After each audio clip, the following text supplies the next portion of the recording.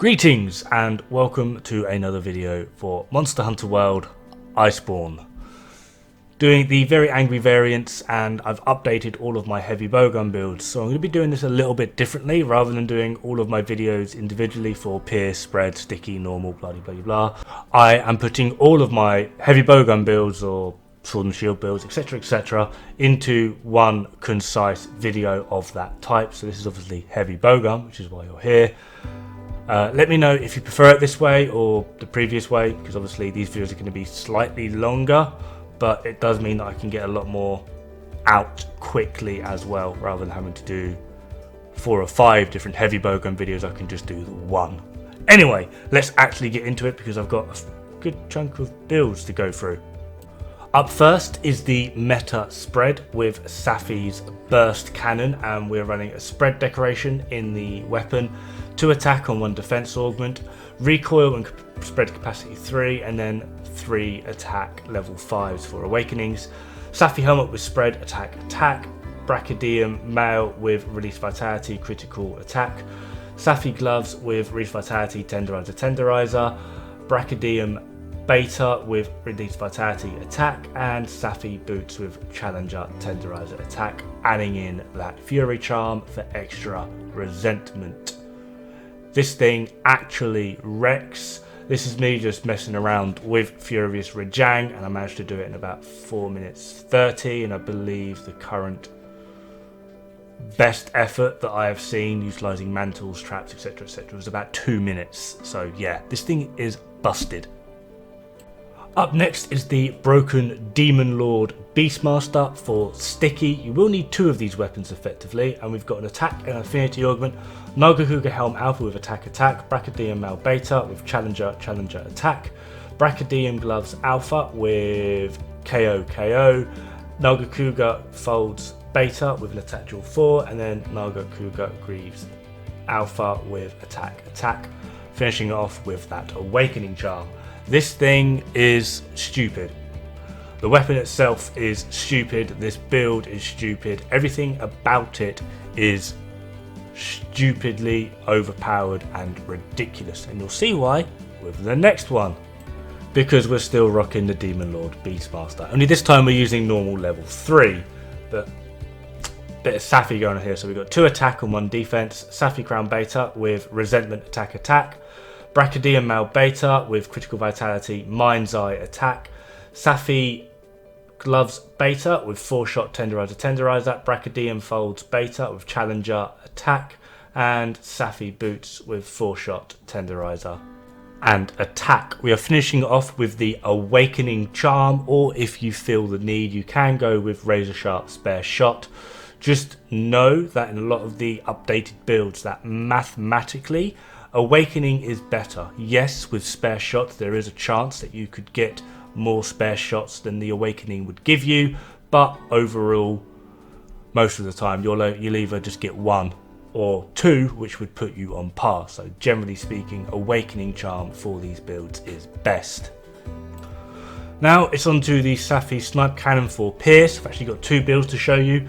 This is the current meta with Safi Snipecannon with attack defense, pierce capacity 3, recoil suppressor, and then 3 level 5 attack awakenings with a resentment decoration up top. Safi helmet with resentment 4, attack, Brachydium Male Beta with critical vitality, Mind's Eye and attack, Safi gloves with challenger tenderizer, Brachydium Folds Beta with pierce attack, and Safi boots with pierce tenderizer attack, and then obviously finishing off with that awakening charm.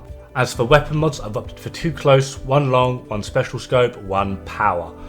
Total EFR of this build is 574, and I just had to go and beat it, didn't I?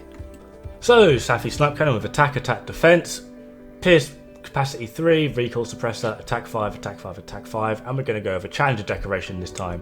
Safi Crown Beta with resentment attack, Brachydium Male Beta with resentment attack, Safi Crested Fan Braces Alpha with Mighty Critical and Throttle, Brachydium Folds Beta with Pierce and Attack, and then Safi Crested Boots Alpha with Pierce, Throttle and Attack.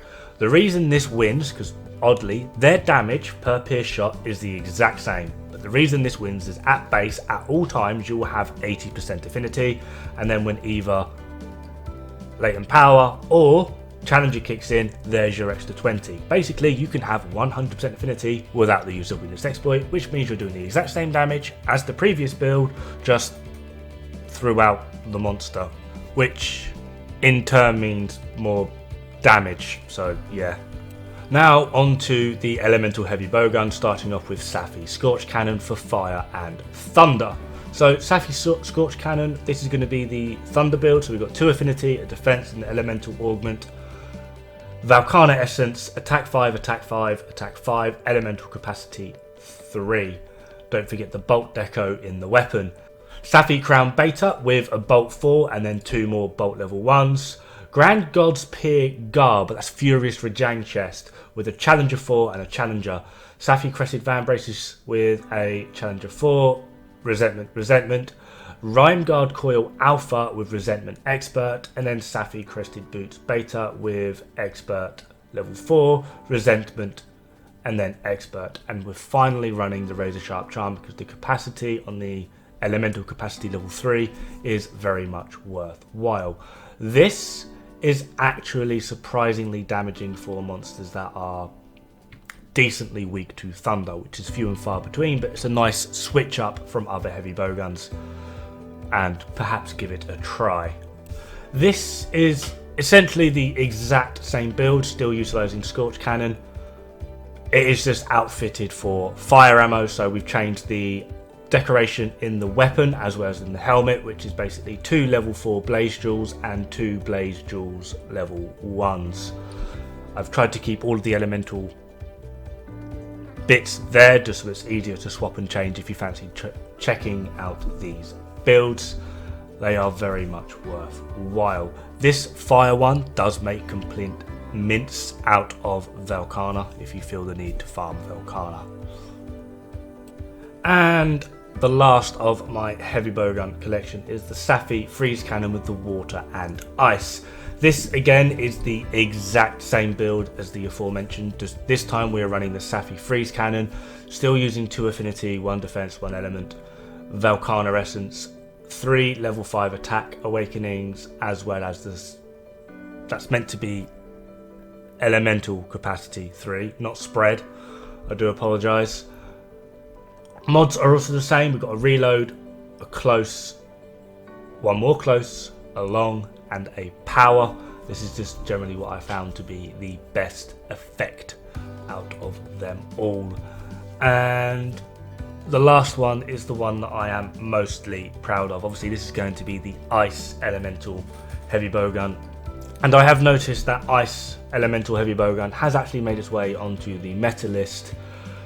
And this is something I'm generally very proud of because I, on occasion, can beat the meta, but normally by like 1 or 2%. It's like 1 damage here and there.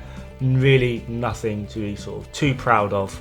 But in this case, I present to you 15% more. Now this is the exact same build as what I've just been showing. It's just at base without Coalescence, it's 10%. But with Coalescence it becomes 15% because it just becomes stupid. Now annoyingly, the monsters that are typically weak to ice are going to struggle to give you any form of ailment for you to use to proc Coalescence. But the meta Ice Heavy Bowgun hits an average of 97 damage per round.